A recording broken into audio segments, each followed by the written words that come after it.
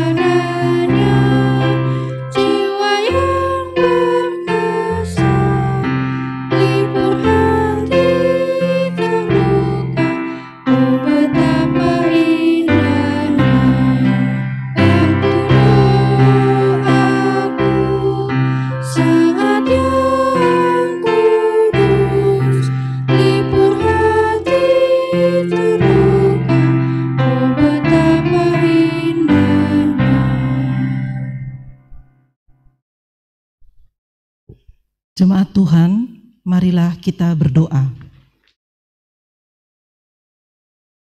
Terpujilah Tuhan Yesus Kristus, Juru Selamat kami. Ya Tuhan, malam ini jemaat-Mu akan beribadah memuji dan memuliakan nama-Mu Tuhan, serta mau mendengar akan firman-Mu. Pimpin dan berkatilah pelayan firman dan semua yang bertugas untuk melayani Tuhan dalam ibadah malam hari ini. Ya Roh Kudus, penuhi hati kami dengan damai sejahtera-Mu dan berkatilah ibadah kami dari awal hingga pada akhirnya agar berkenan di hadapan-Mu. Terpujilah Tuhan kami Yesus Kristus. Amin. Bapak Ibu Saudara sekalian, kita akan membaca Mazmur pujian yang terambil dari Mazmur 1 secara berbalasan. Berbahagialah orang yang tidak berjalan menurut nasihat orang fasik, yang tidak berdiri di jalan orang berdosa, dan yang tidak duduk dalam kumpulan pencemooh. Tetapi yang kesukaannya ialah Taurat Tuhan, dan yang merenungkan Taurat itu siang dan malam. Ia seperti pohon yang ditanam di tepi aliran air, yang menghasilkan buahnya pada musimnya, dan yang tidak layu daunnya. Apa saja yang diperbuatnya berhasil. Bukan demikian orang fasik. Mereka seperti sekam yang ditiupkan angin. Sebab itu orang fasik tidak akan tahan dalam penghakiman. Begitu pula orang berdosa dalam perkumpulan orang benar. Sebab Tuhan mengenal jalan orang benar. Tetapi jalan orang fasik menuju kebinasaan. Jemaat dipersilakan duduk kembali. Jemaat kembali menyanyi dari Gita Bakti 222, bait 1 dan 3. Ya Tuhanku, kenalilah hamba-Mu.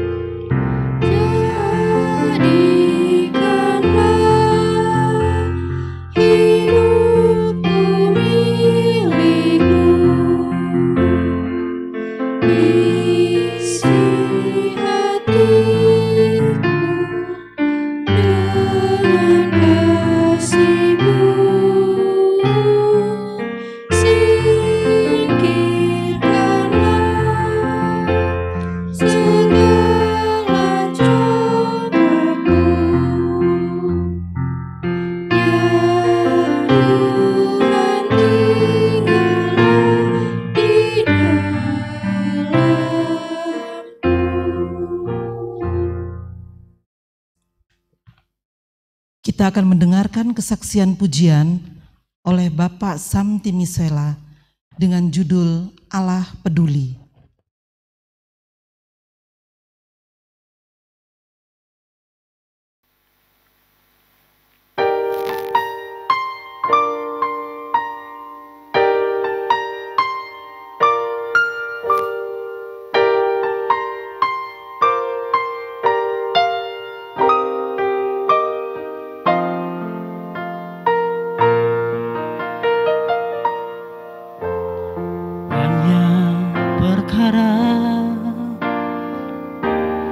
Yang tak dapat ku mengerti, mengapakah harus terjadi di dalam kehidupan ini. Satu perkara yang ku simpan dalam hati, tiada satu pun kan terjadi tanpa Allah peduli. Allah mengerti, Allah peduli segala persoalan yang kita hadapi. Tak akan pernah dibiarkannya ku bergumul sendiri, sebab Allah mengerti.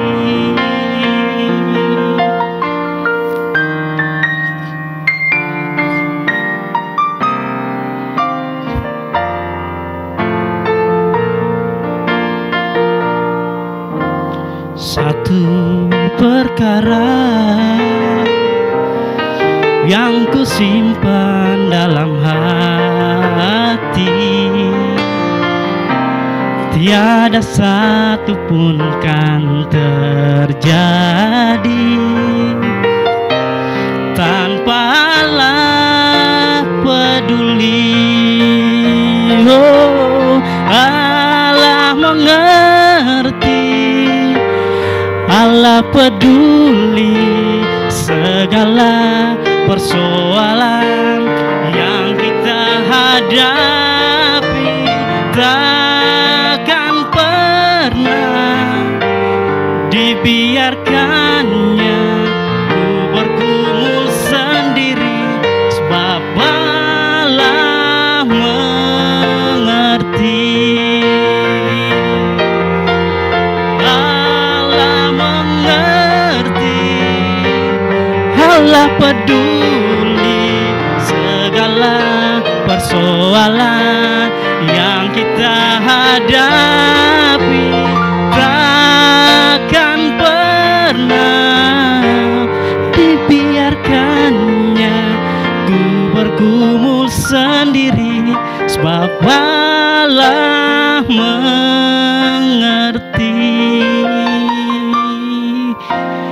Ku bergumul sendiri, sebab Allah mengerti.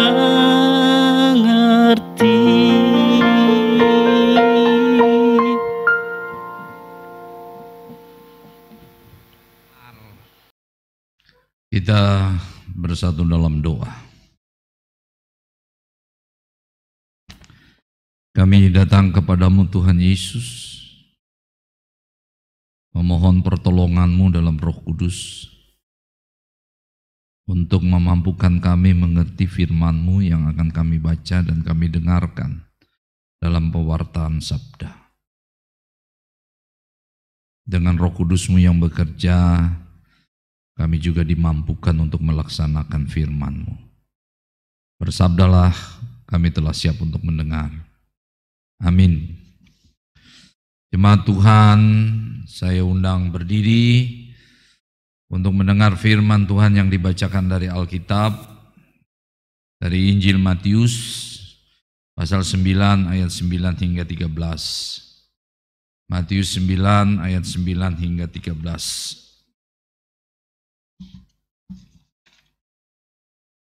Matius pasal 9 ayat 9 hingga 13 yang menyatakan, Matius pemungut cukai mengikut Yesus. Setelah Yesus pergi dari situ, ia melihat seorang yang bernama Matius duduk di rumah cukai. Lalu ia berkata kepadanya, "Ikutlah aku." Maka berdirilah Matius lalu mengikut dia. Kemudian ketika Yesus makan di rumah Matius, datanglah banyak pemungut cukai dan orang berdosa dan makan bersama-sama dengan dia dan murid-muridnya. Pada waktu orang Farisi melihat hal itu, berkatalah mereka kepada murid-murid Yesus, "Mengapa gurumu makan bersama-sama dengan pemungut cukai dan orang berdosa?" Yesus mendengarnya dan berkata, "Bukan orang sehat yang memerlukan tabib, tetapi orang sakit. Jadi pergilah dan pelajarilah arti firman ini. Yang ku kehendaki ialah belas kasihan dan bukan persembahan.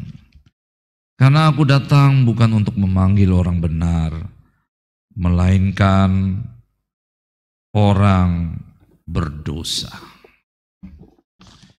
Demikian pembacaan Alkitab. Berbahagialah semua orang yang mendengar firman Tuhan dan melakukannya.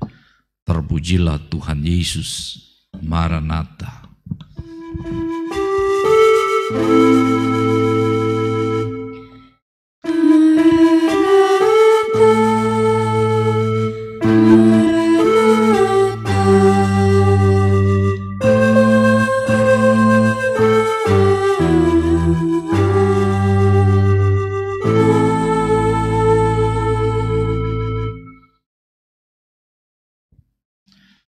Silakan duduk, saudara-saudaraku. Siapa di antara kita yang tidak mengenal salah seorang murid Yesus yang namanya Matius? Pasti kita baca di Alkitab. Matius seorang murid Yesus dari 12 murid. Kenapa Matius, Bapak Ibu? Kenapa Matius yang Yesus pilih jadi murid? Orang yang dipandang gak bener, pemungut cukai. Orang Yahudi itu benci sama pemungut cukai. Bahkan ada ajaran rabi pada waktu itu bilang pemungut cukai ini orang cemar dan keadaannya itu kotor seperti orang yang berpenyakit kusta. Pokoknya jelek di mata banyak orang mengenai pemungut cukai. Kita diajak melihat proses bagaimana Matius jadi murid. Coba perhatikan ayat yang kita baca. Yesus berjalan, ya. Yesus kemudian melihat Matius duduk di rumah cukai. Dan dikatakan di situ, dia langsung bilang, ikutlah aku. Nggak ada keterangan lanjut kecuali, maka berdirilah Matius lalu mengikut dia. Matius mungkin ya syok atau apa, kok tiba-tiba Yesus ini orang lagi top, orang terkenal yang punya reputasi rohani hebat, datang sama dia, lihat dia, lalu bilang, ayo ikut aku. Tanpa pikir panjang, Matius ikut Yesus. Padahal Matius ini orang punya, kaya raya.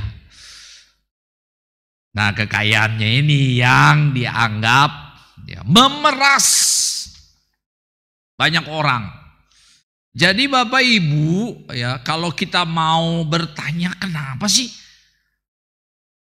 orang Yahudi pada waktu itu membenci nih pemungut cukai?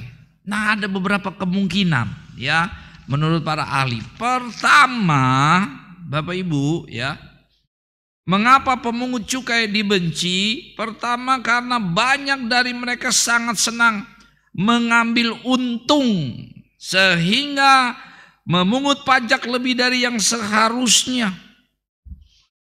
Itu yang pertama. Yang kedua, mereka dibenci karena dianggap sebagai alat bangsa penjajah untuk menindas orang Israel. Dan mereka dianggap kotor, korup. Kalau bisa, jangan berpas-pasan lah sama mereka. Kalau ketemu mereka, hindari. Tuh saking sakit hatinya tuh. Benci. Karena mereka dianggap orang berdosa. Yang ketiga, kenapa dibenci? Mereka memperkaya diri di tengah bangsa yang sedang menderita, bangsa yang sedang sulit. Mereka mengambil uang begitu besar dengan cara menyerap uang bangsa sendiri diberikan kepada kerajaan Roma. Jadi katanya wajarlah orang Yahudi benci mereka. Nah, kebencian itu waduh sudah benar-benar menguasai hati mereka. Mereka dianggap pendosa besar, perampok dengan jabatan mereka, pengkhianat Israel. Itu pada waktu itu ya, pemahaman orang Yahudi, baik umat maupun ahli Taurat. Pemungut cukai itu Nggak level lah. Karena kelakuannya. Nah pertanyaannya, kok Yesus panggilin pemungut cukai yang namanya Matius? Kenapa Yesus panggil? Bahkan yang lebih menarik, coba kita perhatikan ayatnya yang ke-10. Saya bacakannya. Kemudian ketika Yesus makan di rumah Matius, datanglah banyak pemungut cukai dan orang berdosa dan makan bersama-sama dengan dia dan murid-muridnya. Ini Yesus ya melakukan tindakan yang mendobrak pemahaman-pemahaman orang Yahudi yang nyata-nyata benci sama pemungut cukai. Malah Yesus yang dipandang orang suci, yang membawa berita baik, mau masuk rumah Matius lagi. Padahal ada ajaran ketemu aja sama mereka, kalau bisa dihindari. Ini Yesus makan di rumah Matius. Matius undang juga pemungut-pemungut cukai yang lain. Yesus bukan sendiri, sama murid-murid makan. Itu kan tanda menjadi bahagian dari kelompok pemungut cukai. Waduh, berat ini bagi ahli Taurat. Sehingga orang Farisi, ayat 11. Pada waktu orang Farisi melihat hal itu, berkatalah mereka kepada murid-murid Yesus. Ya panggil murid Yesus mungkin ya. Orang Farisi ini panggil murid Yesus. Kita nggak tahu berapa orang yang dipanggil, mungkin 1, 2. Lalu bilang begini, mengapa gurumu makan bersama-sama dengan pemungut cukai dan orang berdosa?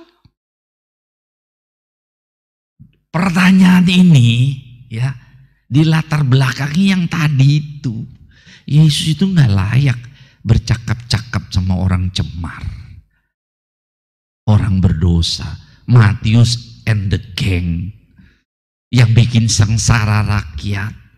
Kok Yesus mau menjadi bagian makan lagi? Makan itu kan satu tanda persekutuan, menerima. Bagi orang Farisi, aduh nggak habis pikir nih, Yesus mau rela tinggal bersama-sama bergaul dengan orang berdosa. Makanya mereka tanya, lu kenapa gurumu begitu? Mereka kayaknya menyesal sikap Yesus. Yesus dengar ya percakapan ini. Dan Yesus bilang apa? Ayat 12. Yesus mendengarnya dan berkata, bukan orang sehat yang memerlukan tabib, tetapi orang sakit. Langsung Bapak Ibu.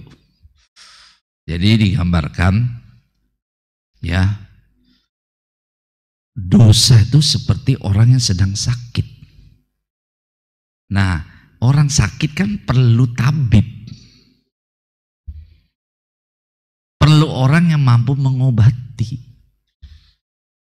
Jadi Yesus mengibaratkan mereka yang berdosa-dosa ini, termasuk Matius pemungut cukai, itu sakit dalam tanda kutip rohani. Jangan dibiarkan, disembuhkan, dijamah dengan kasih, bukan dibuang, bukan disisihkan.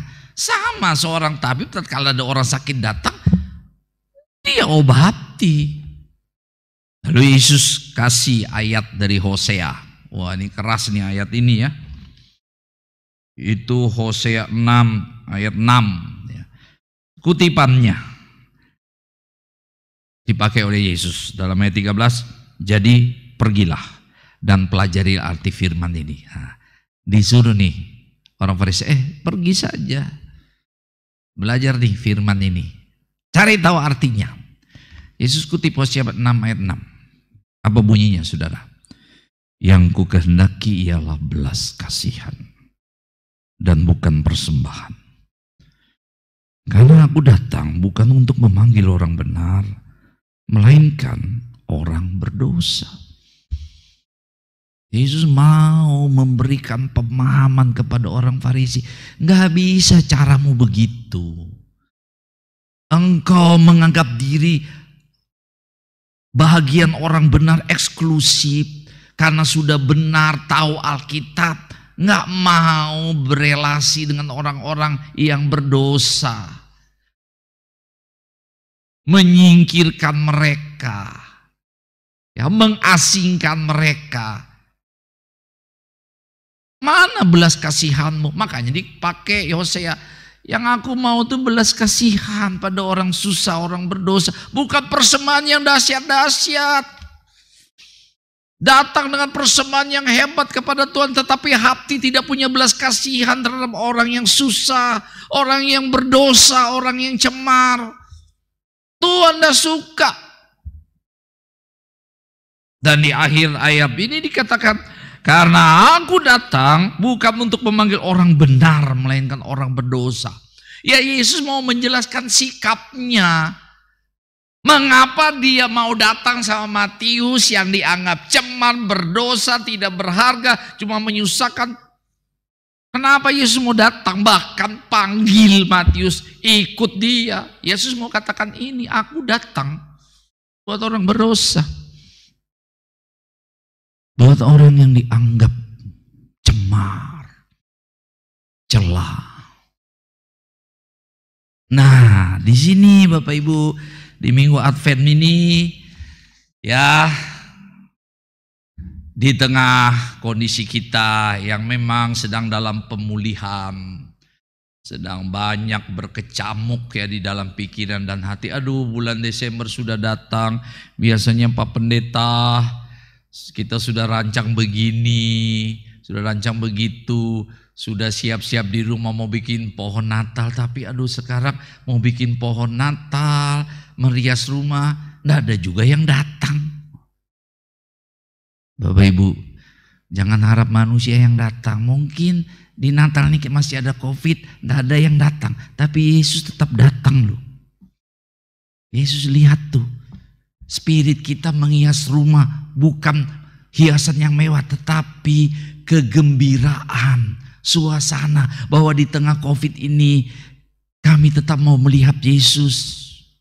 Di tengah COVID ini yang banyak membuat ya dampak-dampak negatif dalam kehidupan, berkeluarga, berumah tangga, kita mau lihat Yesus yang mau bilang, ikut aku tetap.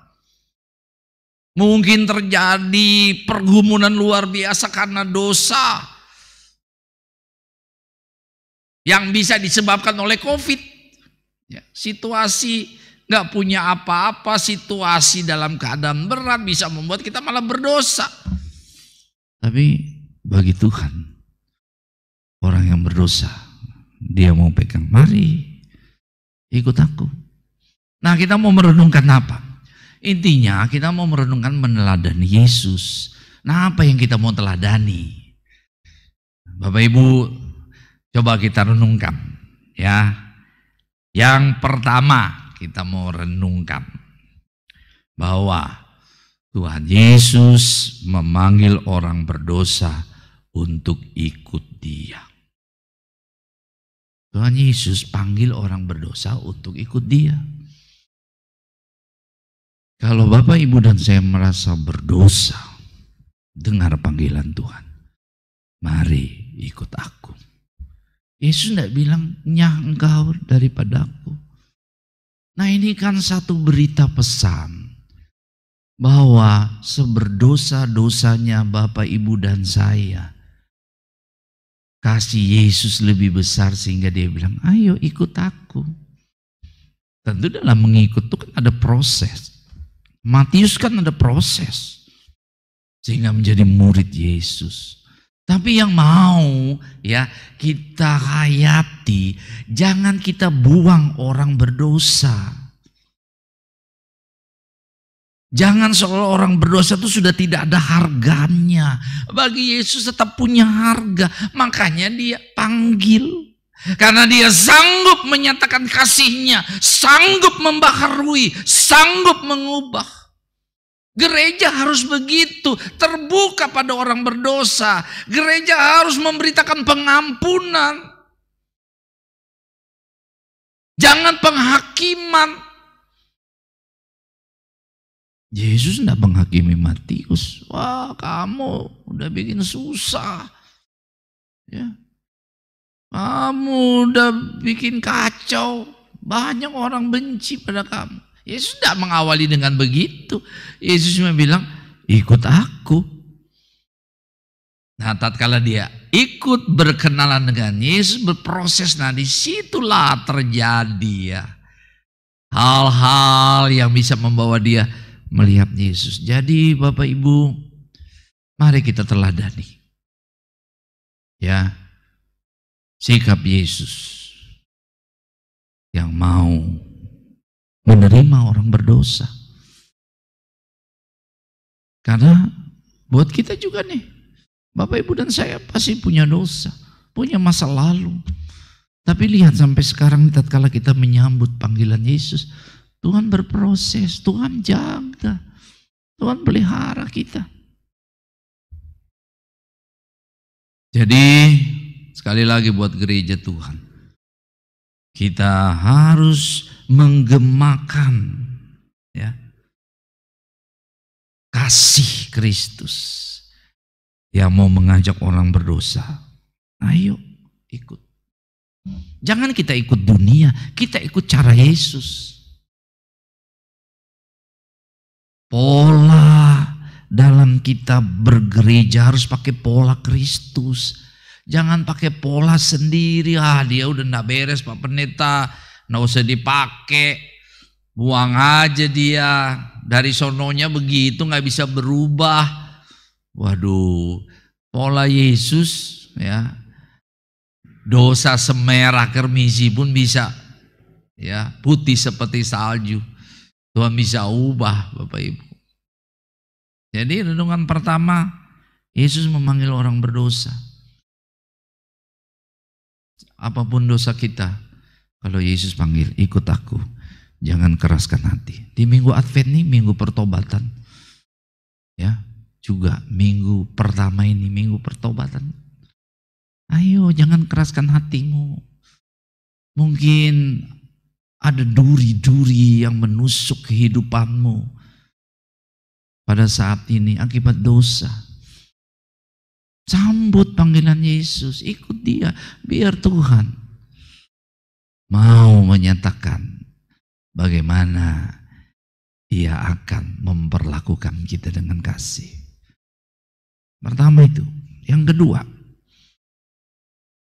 Tuhan Yesus dengan kekudusan dan kebenaran yang mutlak rela berhubungan dengan orang berdosa begitu dekat.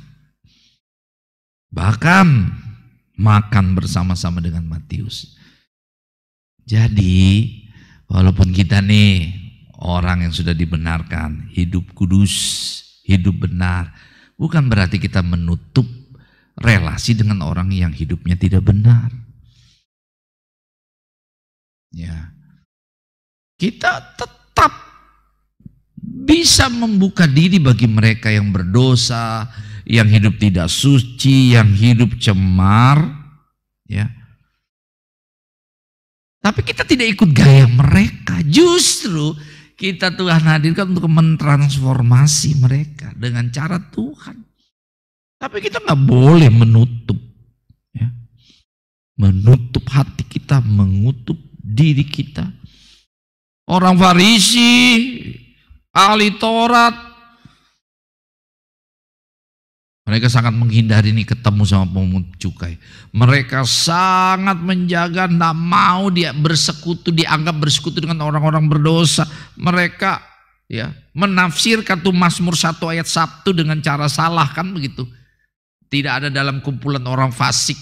Itu maksudnya tidak kena ragi orang fasik, ikut cara orang fasik, tapi bergaul bisa. Nah ini harus juga merubah mindset kita Bapak Ibu. Kita memang hidup benar dan kudus, tapi bukan berarti kita tidak boleh untuk hidup bersama dengan mereka yang barangkali kotor secara moral, secara sosial cacat, yang barangkali baru keluar dari lembaga pemasyarakatan karena melakukan kesalahan.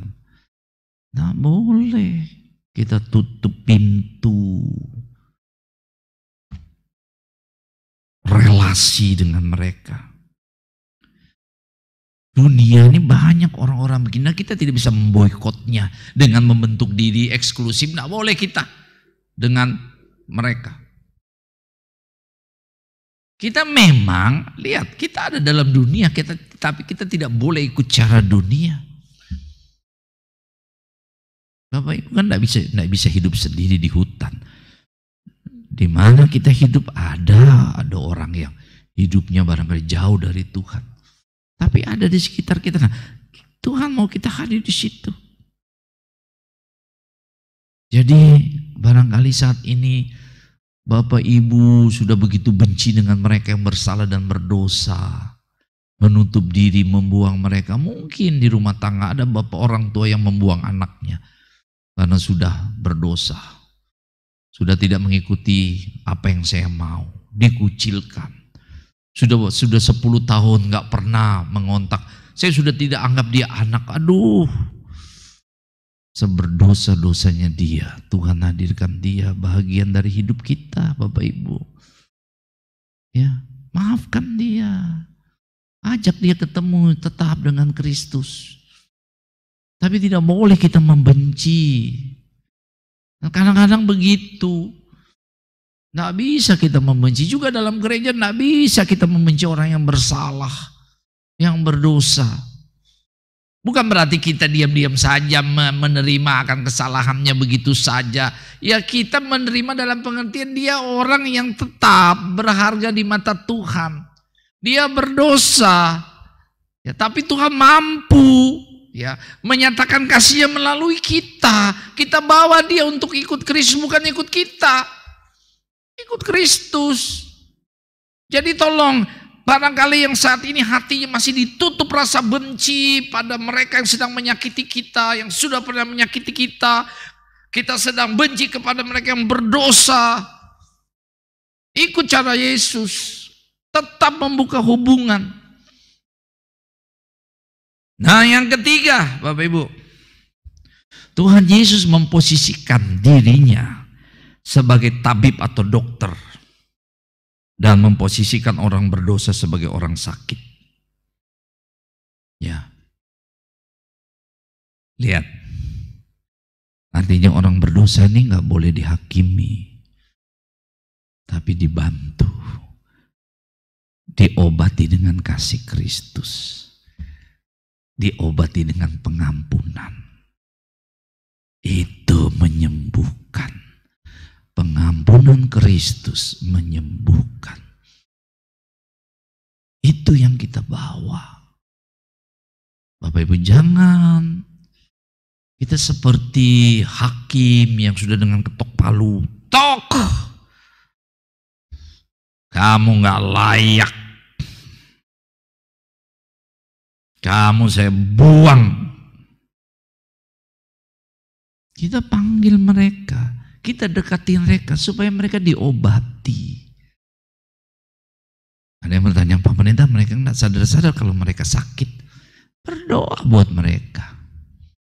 Dorong benar, sangat besar kuasanya. Nah, jadi spirit Advent ini adalah spirit kita mau merenungkan bahwa Kristus itu datang untuk apa? Untuk kita mengikut Dia.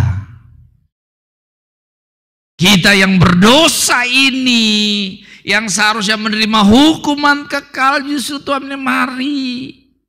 Alami kasih-Ku, rasakan kepedulian-Ku. Jadi Bapak Ibu, renungan ini juga mengajar kita. Kalau kita mengikut Dia, seperti tema kita kan bagus tuh. Ikutlah Aku, bukan ikutlah aku huruf kecil. Kalau mau ikut Yesus, ikut apa yang Dia punya mau, bukan ikut kita punya mau. Terkadang kita masih lemah dalam hal ini. Kita mengaku diri saya pengikut Kristus. Tapi sering yang kita ikuti bukan cara Kristus, tapi cara kita yang menurut kita benar. Tapi sebenarnya bukan cara Tuhan. Mari Bapak Ibu, kita masuki bulan Desember ini dalam minggu Advent dengan melihat Kristus yang hadir dan berkata, "Hei orang berdosa, ikutlah aku dan alami akan suasana cinta kasihku yang luar biasa." Selamat merenungkan dan selamat berjuang. Amin.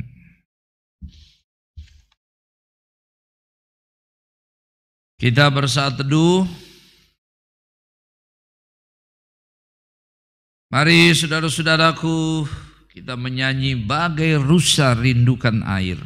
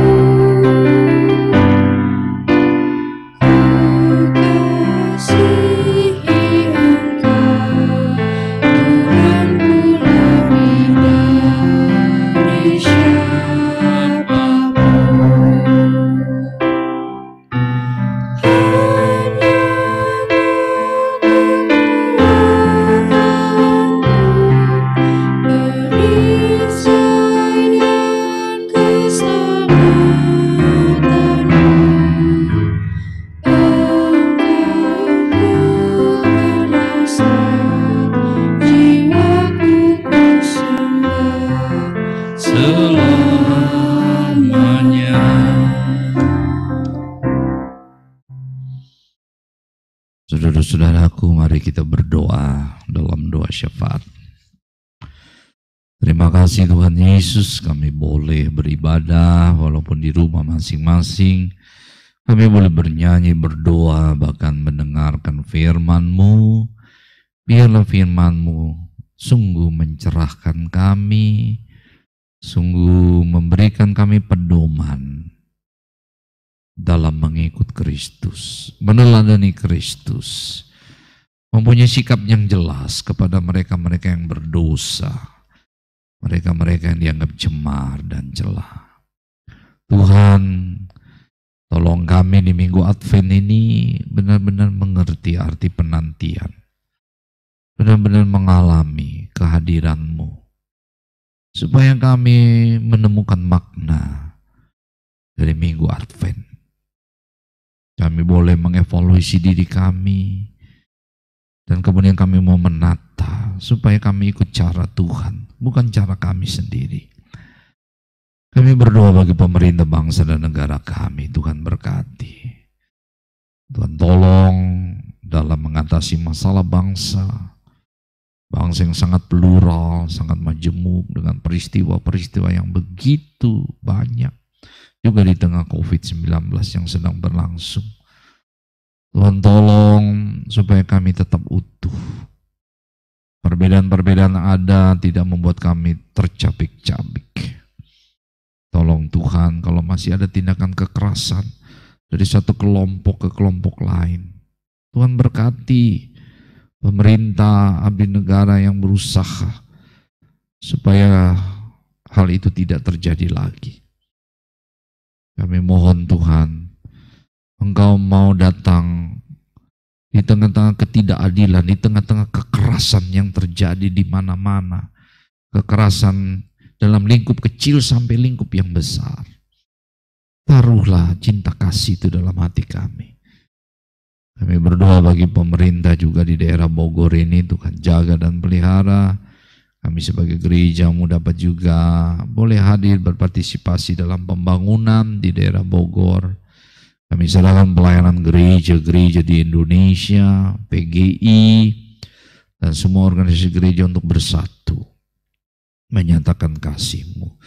Berkati pelayanan GPB Trinitas, Presbiter Unit Misioner, Tuhan datang bagi seluruh pendeta yang ada, Tuhan datang juga bagi seluruh penatua dan diakan, bagi seluruh pengurus Pelkat, pelayan PAPT, bagi panitia-panitia yang ada, panitia PRRI dan juga panitia Natal. Engkau juga datang bagi BPPJ, biarlah Kau pakai kami sebagai bahagian untuk menyatakan keselamatan-Mu. Kami serahkan penanganan dan pemulihan wabah COVID-19 di Indonesia ini dan di seluruh negara. Kami menyerahkan mereka yang menderita karena kemiskinan, karena penggusuran, ketidakadilan, karena bencana alam. Tuhan mau tolong. Kami serahkan pelunasan rumah ibadah ini, Tuhan berkati PPRI dan juga seluruh warga jemaat, agar dapat senantiasa Tuhan berikan motivasi untuk menyelesaikan pelunasan ini. Kami serahkan anak-anak kami yang sedang dalam pendidikan SD, SMP, SMU, bahkan mahasiswa dalam proses belajar secara online. Tuhan siapkan mental untuk terus melakukannya, cukupkan segala kebutuhan proses belajar seperti ini. Para janda, duda, lansia, yatim piatu, Tuhan juga berkati. Warga jemaat yang sedang mencari pekerjaan, mencari pasangan hidup dan merindukan buah hati, Tuhan juga berkati. Tuhan mau tolong juga warga jemaat yang sedang dalam pergumulan. Tuhan tahu mereka yang sedang susah secara ekonomi, yang juga punya relasi buruk antara orang tua dan anak, antara suami dan istri, relasi buruk dengan tetangga. Tuhan mau tolong kami boleh berdamai kembali. Kami menyerahkan keluarga yang berduka cita, keluarga Gutom Tanamal, Tuhan mau hiburkan sehubungan dengan kepergian almarhum Bapak Warren Gultom. Biarlah penghiburan sejati menjadi bahagian dari kehidupan keluarga Gultom Tanamal. Juga keluarga Sekewael Manusiwa atas kepergian Bapak Yan Sekewael. Kiranya Tuhan hiburkan dengan penghiburan dari Kristus sendiri. Kami menyerahkan saudara-saudara kami yang berulang tahun, khususnya pada hari Rabu ini, anak Kaleb Akihko Ajawaila, Bapak Ardias Sirgar. Tuhan mau berkati, Tuhan berikan berkat-berkat yang luar biasa dalam kehidupan mereka. Juga kami menyerahkan mereka yang sedang dalam keadaan sakit, dalam pemulihan. Pendeta Emeris Robert Zakarias, Bapak Tony Sihombing, Oma Desrin Tatuwo, Bapak Julianus Bucer di Hena, Ibu Sundari Sulistyo, Ibu Mike Talokon Kumambo, Adik Miguel Hutabara, Bapak Eko Hutahayan, Ibu Tiami Hutahayan Siamturi, Saudara Gregorius Samuel Hutahayan, Oma Mariana Lisa Pali, Bapak Siar Esagala, Ibu Delisa Siamturi, Ibu Jenny Lumintang, Saudara Farko Farmakalu, Ibu Tiomas Panggaribuan, Ibu Riana Panggaribuan, Ibu Uka Sihombing Boru Samosir, Om Astinteo Lumenta, Bapak Mujiamto, Ibu Aspita Sianipar, Adik Paskalia, Bapak Fritzia Makenda, Ibu Seli Hevelman Pandey. Biarlah zaman Tuhan berlaku bagi mereka semua. Berkati keluarga yang mendampingi, berikan sukacita, berikan kesabaran dalam mendampingi anggota keluarga mereka yang sakit. Kami menyerahkan dalam pekan doa keluarga minggu ini, keluarga Bapak Dani Trenggono, keluarga Sumendap Kembuan, keluarga De Freitas Lili Hena, keluarga Siagian Kawun, Bapak Tommy Hari Adu, keluarga anak Kota Paris Sabono, keluarga Ibu Meti Epadama, keluarga Makalo Ulahan. Biarlah Tuhan memberkati keluarga-keluarga ini dan juga semua keluarga yang ada GPB Trinitas. Kami mau datang ya Tuhan Yesus di dalam doa-doa pribadi kami.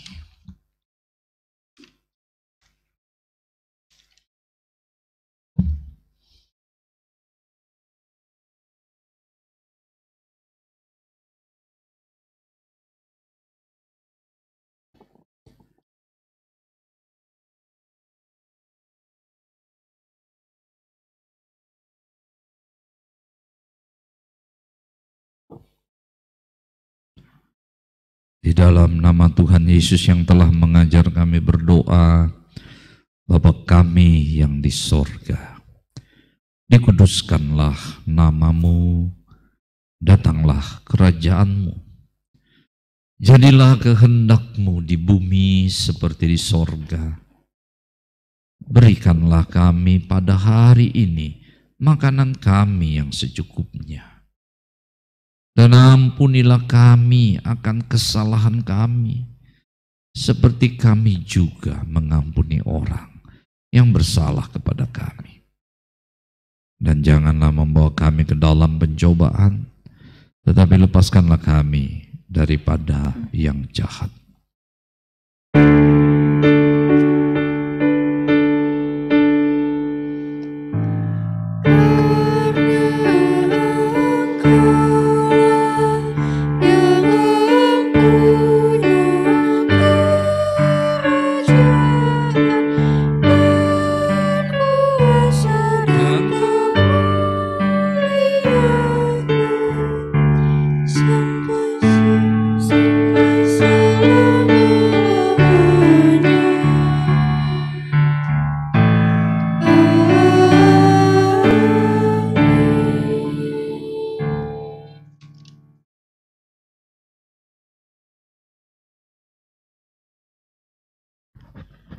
Jemaat Tuhan, marilah kita mengucap syukur kepada Tuhan dengan memberi persembahan kepadanya.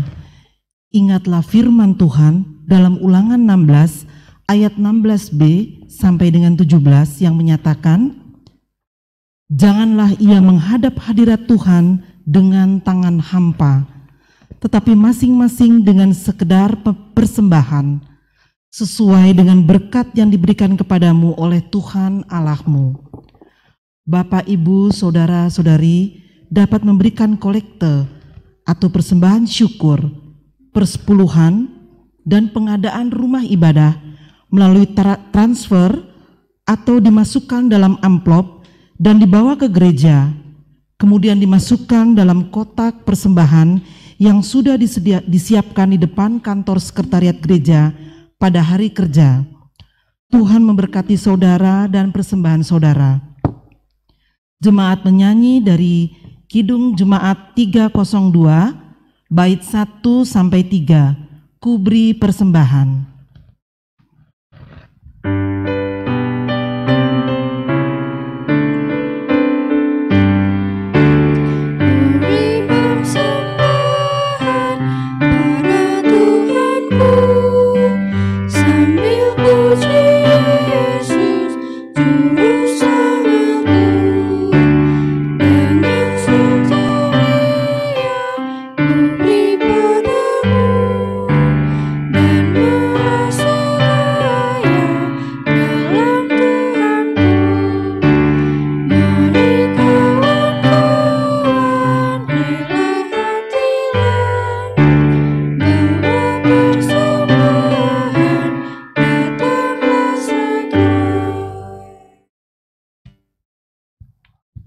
Jemaat Tuhan, mari kita berdiri untuk menyerahkan persembahan ini kepada Tuhan dalam doa syukur.